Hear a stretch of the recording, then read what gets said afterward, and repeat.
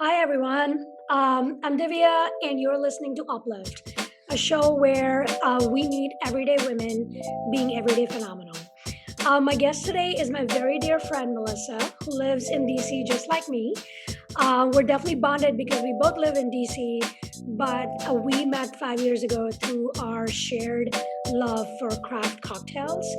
And she's here to chat with us today and talk a little bit about herself, how we met, how we share a connection, and a little bit more about things that she's passionate about. So, welcome, Melissa. Thanks for having me. So excited to be here. Me too. It's been a while since we've been talking about it, and I'm really happy to have you here. Okay, how are you doing, and how was your day? It was good. It was pretty productive with work. I feel like I got some things done on my to-do list, which I can't always say, so that's always a win.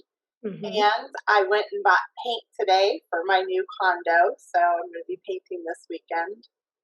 So pretty excited. I really need to work with you on this painting stuff because I swear I don't know where to get started. My friend Andy, like, she keeps giving me tips. She's like, okay, do this. And I just get so overwhelmed. And I just haven't done anything. And my couch is delayed. So it's not been the greatest week. I just want to share with our listeners a quick story about how Melissa and I met. So I had moved to DC in 2016, spring of 2016, and really I moved from New Orleans, and I didn't really know anybody. I moved here for work, and I knew some people, but I didn't have a lot of close friends. And I was just like sad about leaving New Orleans because I have like so many close friends there. I lived there for almost 7 years, and it's New Orleans. Come on. So I literally like didn't really do much. Just worked for the first year, and I don't know. I feel like at some point I started looking at meetup groups to basically go and meet people who are like-minded, compatible, that I can make friends with. The first couple of ones that I went to, they were like too large. Really can't hold a conversation with anybody. People don't remember you since they're so big. But then I went to a first-time meetup group. It was called the Craft Cocktails. Was it called the Craft Cocktails at first? I can't remember. I think Yes, but it was supposed to focus on just gin because it was at a gin bar. And then eventually it moved into just craft cocktails and any bar with good drinks. So, that's true. So we met. So this meetup group started by our friend, common friend Khadija Jordan. We met her through the meetup as well. She put this group together. There were about 15 people. Her focus was going to be around gin bars, like Melissa said, and Wisdom, which was one of her favorite bars in Southeast. Unfortunately, they're closed permanently during COVID, which is really sad, but we have a lot of fond memories of the place. So I went there, and there was these group of like maybe 10 or 15 people. It was small, and everyone just like clicked. And it was like, I think I am friends with about 70 or 80% of the people from that day. And Melissa and I, that's how we met. And I think we are probably the closest connection out of all of them. But we have a larger group of friends now that in DC that not during COVID, but otherwise we hang out with. And it was just such a wonderful experience to have that and to have met you. So that's our shared connection, at least from my point of view or my experience. And I would love to hear. I don't think you've actually ever told me how was it for you, or how did you end up coming to it? yeah, so that was definitely a trip down memory lane there, even though it was only 4 years ago. Uh, 5 no, it was four because it was for 17. 2017. You're Mhm. right. You're right. Yep, Okay, and we're doing a big celebration, hopefully post COVID, for our like 5 year 5 year anniversary. anniversary. Yes. Um, so I'm more of an introvert. So going out and doing meetups and trying to meet people and make new friends is really, really challenging for me. So when I first got to DC, I was very much just involved in my work and my work friends and kind of within that community. And at some point, that was not working for me anymore. Um, so I got to the point where it's like, okay, I need to actually make new friends. Um, I don't even think I tried that many meetup groups before I went to the Mm. Crack Cocktails Club. I was like, okay, this works. It was at a gin bar. I was like, I think I like gin. I used to drink dirty martinis, so I was like, yeah, I'm a gin drinker, which is not which is not true. But um, it's interesting because when you think about previous things that have happened in your life, like that little decision of going to this one meetup group, I feel like it changed the course of my life, and it just made me so much happier as a person. Um, but yeah, so I saw the meetup, and as we were going there, one of the things that Khadijah put in the description, like how to find her, she's like, I have red lipstick and a flower in my hair. And as soon as I read that, I was like, this is definitely the group for me. Um, yeah, and so it really was great people, and we sat and we chatted, and I was a lot nervous, and even in the pictures from that first meetup group, you can tell because I'm kind of like standing awkwardly, and I was like, I didn't know what to wear, and I didn't feel comfortable just being myself. Yeah. It just takes some time for me to get there, but the group was so welcoming that Hmm. I went back again, and then I went back again, and it was small enough that I was okay. Like I could have different conversations, and I didn't get overwhelmed by it. So it was a great experience. And I'll just one more thing from that first meetup. Please. We were chit chatting, sitting at one of the tables, and somebody brought up how we like to get dressed up and go different places, and wouldn't it be fun to go to a ball? And then somebody was like, no, DC, we have balls like at the different Forgot about that. Yes.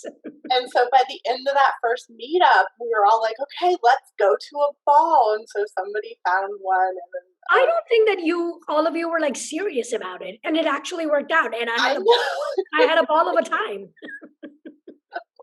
it didn't feel serious, but then somebody actually followed up. And I feel like that was how that group became, is if anyone said something, suggested something, Yeah. we kind of made it happen. And it's just been a really exciting group. It's professional people in their 30s, 40s, 50s Yeah. hanging out and having fun and Yeah. living a pretty good It's life in DC. yeah, exactly. Like um, I mean, not for my mom because she's gonna yell at me, but I've gone to so many different types of bars and tried so many different types of like craft cocktails that I'd never in my life before. And I credit a lot of that to you because I think we hang out a lot outside of the group as well, and you just always like have something new to share from a cocktail point of view and otherwise too. And I just feel like in New Orleans was all about like beers, and cheap beers. I mean, Abita, I love Abita, but outside of that, like it was just like cheap beers because you're drinking at a pool all day, or during Mardi Gras, so you can't really afford to drink heavy liquor all the time. I mean, and I just want to share that it was Khadija did it just for a few months, and then she got really busy. She was focusing on other things, and it was um, it was just a natural extension to who you are, and just the way like you welcome people. Khadija did the same thing, and she asked you, and you were like, "Yeah, I'm gonna own that this." that is not how that happened. That's how I remember. No, that is not how that happened. That's how I remember So it. apparently, she asked a bunch of other people that were at that first meetup, I believe, including you and some other folks, and everybody I'm a said co-organizer. no. And eventually, she got to me, and she happened to ask me when I was out enjoying craft cocktails. And I was like, Okay, yes. like you're ruining my story. My story is so much better. No, I think this is better because it totally captures the essence of the group. Yes, that So was totally now, it. now we've grown from that first meetup to 10 to 15 people. We have about 1,000 members. We're at Uh, 1,400 oh, now. we're 1,400 now? I Damn. know. I don't know who was joining during COVID, COVID, but I know. people joining. I think people are just like preparing and prepared to like go out. Yeah, And when we're gonna come back hopefully in July-ish. That's what we're that's thinking, cool. right? So we meet like every Friday, and there's multiple co-organizers.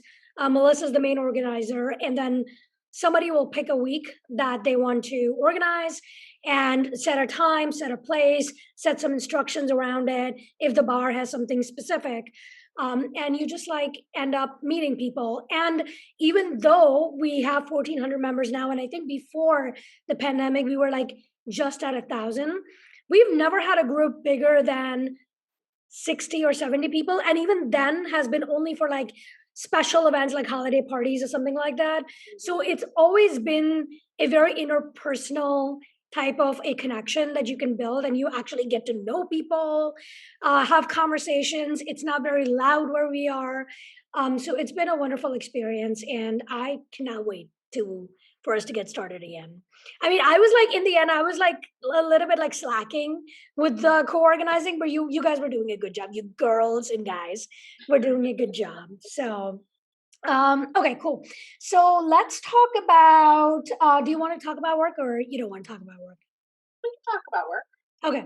So tell us, what do you do for a living? So I do political data for a labor union, and Mhm.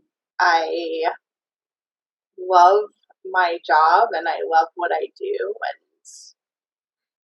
What does that mean? Like, what do you do? Do you collect data and disseminate it, or do analysis on it? What do you do with the data? so the main thing I do is I work with our member and voter contact programs, and all of those get out the vote efforts and trying to talk to people and share our values and share why we've endorsed a certain candidate and how they will help the community and help improve things. um, Figuring out how to have those conversations and who to have them with, and then creating the lists. And there's just so many people involved in it, so it's fun to have a little bit of a hand in that work, because I love what we do.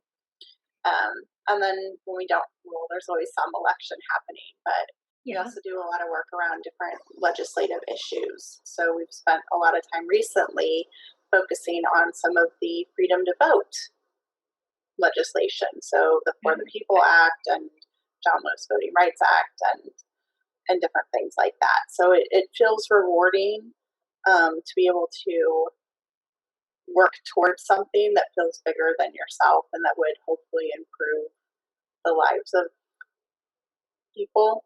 Yeah. Um, and it does it in a way that is works for what I feel like I'm good at. Because when I started doing this type of work, I started as a field organizer, which was very challenging, and I'm so glad I did it, but it's not something I could do long term. I'm just not that social of a person. So this is a good mix for me and a good fit, and I can still feel like I'm doing something. That's so amazing and inspiring. Um, Melissa and I always end up having, well, more so like my boyfriend and Melissa, Yes. Justin and Melissa are always having very, very deep conversations about just things all over the world. And I am a participant sometimes. I get like very worked up in an argument or a conversation, so I like try to like scale back a little bit, but I always enjoy our just even listening, even if I'm listening to both of you talking, because both of you are just so good at knowing, first of all, the thing that you're talking about and learning from each other, but also I know that rubbing each other slightly the wrong way, and then like making up after that. So I just love the back and forth that both of you have, and it just shows your passion. Because I I think the 5 years that or 4 years that I've known you, you have given yourself to so many things that will cause positivity and upliftment in the community. You've lived in Ohio, Well, you were in Columbus, the fashion mecca of the Midwest. In Baton Rouge as well, right? I mean, I went down there for a weekend, but Okay. So, it's, but since I've known you, is Ohio the only place you've been to? I mean, I've traveled here and there, but the nice thing about doing political data is that I help our different affiliates around the country run their program. So it Yeah. really is based off of mostly what the people in state are looking to do and trying to help support their program. So Yeah. that's a big part of what I'm doing. And what I mean, do you also do like local issues, like local elections and issues, or is it primarily just like national things all over the US? So for my work, it's mostly national things. DC local issues are not always the most relevant to everyone else. Yeah. I feel like with the current campaign for statehood for DC, I've started seeing that in more national conversations, which I think is really exciting. Um, but I do try to make sure, like in my free time, that I'm, going to the marches and rallies and demonstrations and things like that. I think it's important to show up and be there and show my support. So I I mean, a lot of the marches and rallies I've been to has been because of you. You've always been so active and just passionate. I know a couple of weeks ago, you went rallying for the John Lewis Voting Rights Act, and continue to. Did I say that right? It's well, kind of. So so they recently had the John Lewis Voting Rights Advancement Day of Action, and there were actually four different pieces that were going into that. So one of them was the John Lewis Voting Rights Act. It was also For the People Act, ending the filibuster, and then statehood for DC. So it was like, yes, I am all about all of those. So So you are all about statehood for DC. absolutely. I just don't understand how. I mean, I would think that DC is mostly Democratic. There was only 8% of people who voted red in the national election in 2020. Um, so I would think most of that, the other, like the 94% of the people, would support that. And it's just ridiculous to me how many years and decades and millennials it's going to take us to actually get the rights that we deserve because we pay taxes. Um, do you want to talk about a little bit on what are some of the things? So, you have a lot of exposure through your work, right? To get to these places, do community outreach, do your phone banking, to get out the vote. What are some of the things? How do you reach your community in your like personal space or personal time? Because I find like a lot of people want to do something outside of just like donate money, but they don't really know how to get started, where to get started from. So do you have like, what do you do, and then what would you recommend for some of our listeners? So that's a good question. And I just want to before I try to start to answer that, I do want to say that I love my work and I love what I do, but there's so many people that do this work and come from different communities and lift up different voices, and I like doing political data because I can support important programs and important voices to lift up. So kind of what your podcast is talking Uplift. about. That's what I try to support and do. So I definitely see myself more in a supporting role than Mhm. being the more active person going out there and doing things. So it's interesting hearing you talk about me like this because that's not But always how I see myself in what I do. But So then maybe you're being too hard on yourself, because I know out of all of us, like our group of friends, you do the most. And I know a lot of that is motivated from your professional life, but then even in your personal life, I know that you I don't know if you like actively seek out for things to do, but things just happen and things come to you, and you're always like either going to them or asking us to go with you. And I mean, not most people don't do that. Like I don't do that. I want to get more involved. Like I've kept thinking, what am I passionate about? Like, what is it like? Because I feel like I have to pick something and work towards it versus, putting my hands everywhere. And I was like, you know what? The most out of this that I'm passionate about is women's rights and equality and all over the world, but especially in India, because I know that the equality gap or the inequality gap is way, way, way larger than it is in the US. So but I don't really know what should I do to get started, and how to like I guess I can just like look up women's rights organization that are more like global versus local, and just find out if there's volunteer opportunities.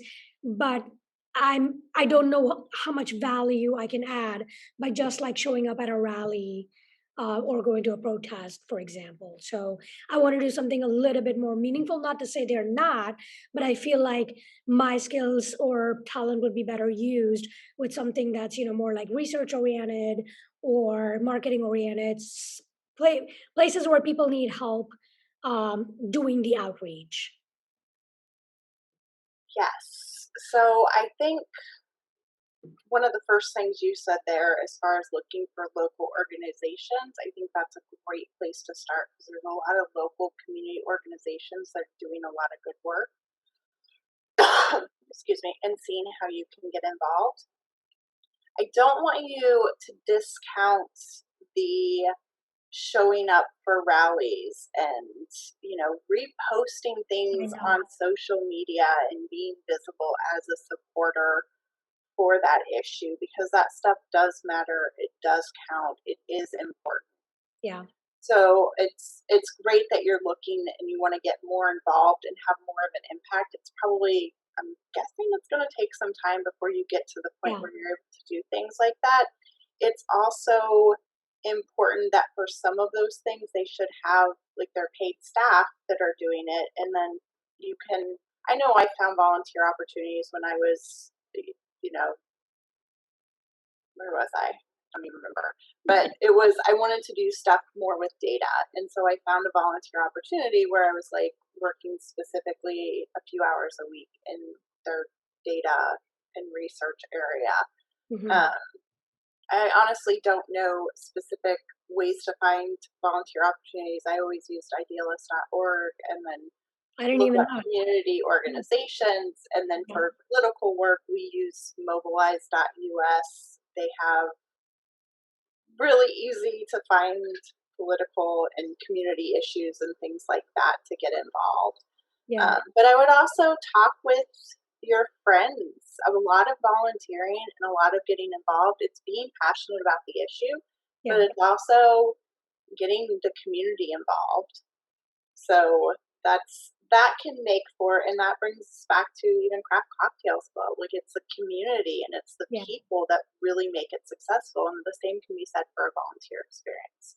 So if you want to get involved in something, I am absolutely ready to be your buddy and like volunteer with you, and we'll go I do it. would I would really like that because I think not only just like the intimidation of finding the right thing that you want to participate in, but also actually going and participating. I'm not that I'm like antisocial or anything like that, but I just think that some of these things, like I feel like it takes time for you to find your voice. What really matters to you, and where do you want to make a difference? And I think it just takes you time to like get to that point. So I would love for you to like partner with me. Yes, Awesome. happy to help, and I can totally get behind that issue as well. I know, and we can drag Justin too because he's passionate about many, many, many different issues. Yes, So Justin is always good for a partner at marches and yeah, rallies and things like that. So that's true. do Great. appreciate that about him. Thank you, Melissa, for joining me today. Of Did course. you want to get to the fun fact? Oh Your goodness. mom was saying something. She was cueing something, and I want to hear it now. So my mom is here. She's the reason I bought the paints. She's going to help me paint my condo. I'm very excited about this. Mm-hmm. Um, so I guess I'll say that my fun fact is that my mom named me after a doll that she got as a child from her grandma. So Oh it's my always God! Really? very special. She still has it. But every time I go and visit her, I always see the doll that I was named after. But her grandma that I didn't get to meet, but was a very special woman. We actually just stopped by the cemetery where she's buried last weekend and Yeah. did some flowers. So that's my fun fact is I was named It's after such my a mom's cute and favorite childhood doll. I know that is. I mean, whenever I hear about dolls, like I was not a lot of like a doll person. I had like one Barbie at some point, and it literally like the hat and everything just like was ripped apart. But I mean, whenever I hear about dolls, it's always like the creepy image of it. But this is like the sweeter side of the story. And then your mom still has that doll. That's amazing. Yep. Yeah. So that'll be my fun fact for today. Well, you have to actually like send me a picture or something. I would like to see this doll. And I want to see if there's any actually. Does the doll look like you? It has no hair, which I had no hair as a baby. So Okay, well, that's close enough. we're both bald as babies. Awesome. All right. On that note, thank you so much. I'm Thank starving, you. so I'm gonna go eat. I'm hoping we can do this again with a new guest, where you're gonna be my co-host, and you're gonna bring someone that you are connected with and are potentially inspired by. And we would all three of us would chat, and it'll be a great conversation. So until next time. Thank you so much, everyone, for listening. Catch us next time with Melissa and another guest. Have a good night.